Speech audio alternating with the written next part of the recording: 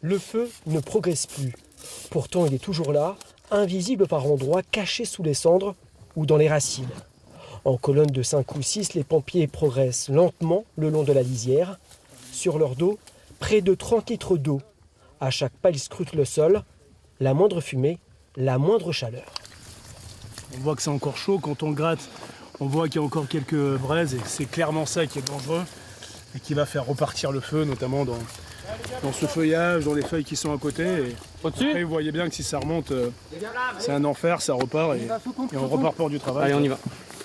Après le passage des flammes, le travail change de nature. Il ne s'agit plus de combattre un mur de feu, mais de noyer le terrain, refroidir chaque foyer résiduel pour éviter qu'il ne se rallume au moindre coup de vent. Le sol est composé de plusieurs couches, une strate, et là clairement le feu s'est propagé dans les racines. Merci. Et on voit que malgré les collègues qui ont bien travaillé et qui ont coupé notamment cette touche, on voit vraiment que le feu est rentré dans la racine et continue à progresser. Une mission de longue haleine. Au total, ce sont près de 160 km de lisière qui doivent être inspectés et traités.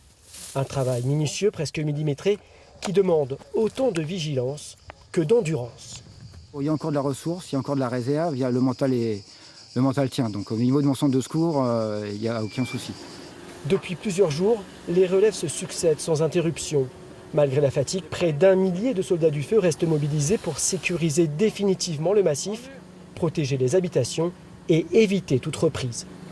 C'est un feu qui a réservé des surprises, donc on est très prudent, mais je pense qu'on est dans une voie bien meilleure qu'il y a quelques jours. Près de 5000 hectares sont partis en fumée. Si la situation est désormais sous contrôle, la vigilance reste maximale.